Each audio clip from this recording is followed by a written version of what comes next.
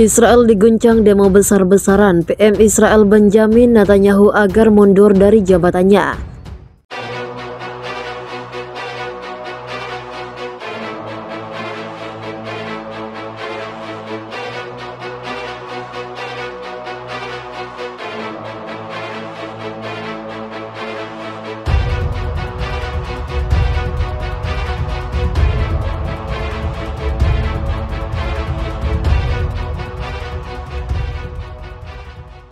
PM Israel Benjamin Netanyahu itu menghadapi masalah. Para pemprotes memenuhi jalan-jalan dan meminta PM Israel mundur.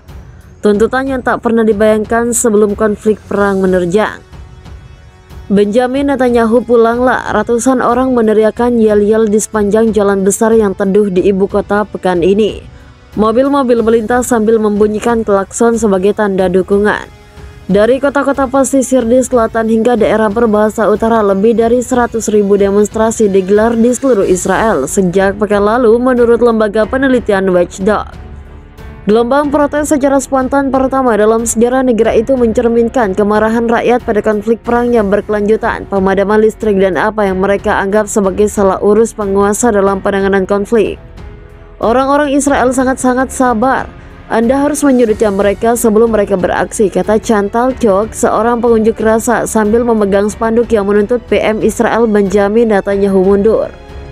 Di dalam parlemen pun keluarga itu telah kehilangan cengkramannya. Adik laki-lakinya mengundurkan diri pada Minggu bersama anggota kabinet lain. Pada hari ini sedikitnya 41 anggota parlemen keluar dari koalisi partai berkuasa, menyisakan sedikit anggota yang masih mendukung pemerintah dan membuka kemungkinan diajukannya mosi tidak percaya. Semakin jauh konflik itu terseret, semakin buruk bagi PM Israel Benjamin Netanyahu, kata analisis politik Kushal Parera, penulis buku. Kantor sang PM Israel belum menanggapi permintaan untuk mengomentari konflik dan desakan kepadanya untuk mundur. Namun kepala mesin politik pemerintah yang juga Menteri Jalan Raya mengatakan Benjamin Netanyahu 69 tahun telah diberi mandat untuk menyelesaikan konflik.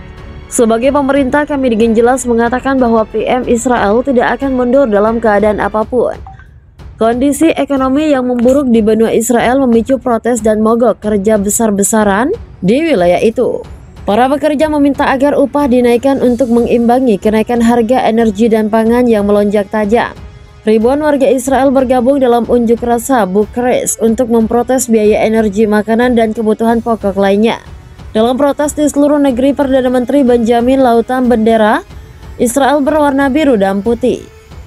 Saya takut bahwa kita masih beberapa jam lagi pada saat tertentu dari beralih dari demokrasi ke dikteran, kata Saki Mishrahi, seorang programmer komputer berusia 40 tahun kepada Reuters di Tel Aviv. Saya di sini karena sistem peradilan dan undang-undang yang masih di atas meja itu sangat menakutkan bagi warga, ungkapnya. Kritikus mengatakan hal itu akan menghilangkan pemeriksaan dan keseimbangan vital yang menopang negara demokratis dan menyerahkan kekuasaan yang tidak terkendali kepada pemerintah.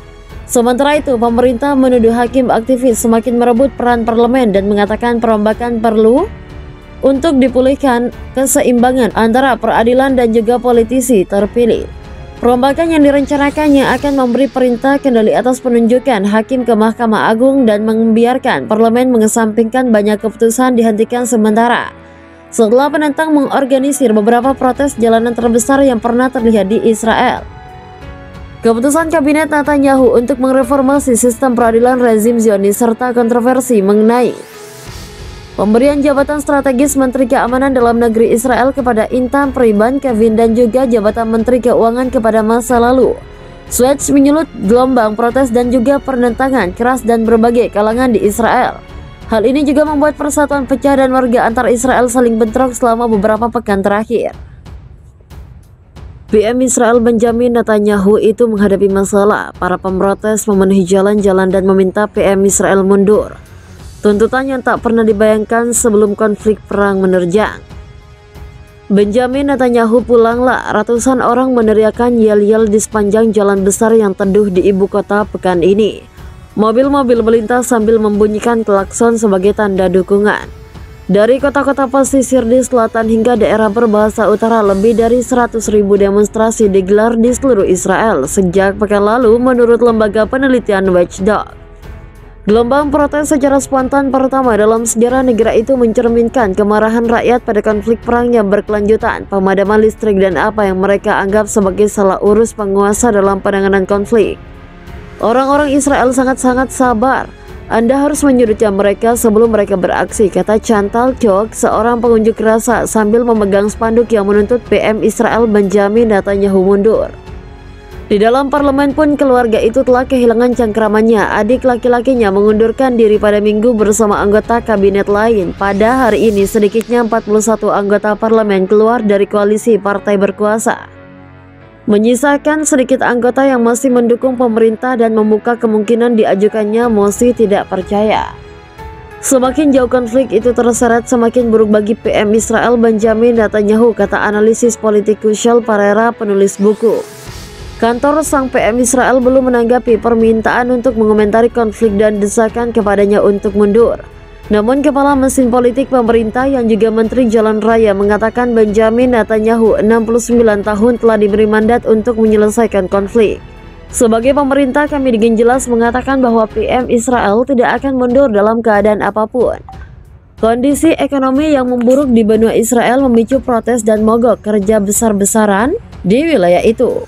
Para pekerja meminta agar upah dinaikkan untuk mengimbangi kenaikan harga energi dan pangan yang melonjak tajam. Ribuan warga Israel bergabung dalam unjuk rasa Bukares untuk memprotes biaya energi, makanan, dan kebutuhan pokok lainnya. Dalam protes di seluruh negeri, Perdana Menteri Benjamin lautan bendera Israel berwarna biru dan putih. Saya takut bahwa kita masih beberapa jam lagi pada saat tertentu dari beralih dari demokrasi ke dikteran, kata Saki Mishrahi, seorang programmer komputer berusia 40 tahun kepada Reuters di Tel Aviv.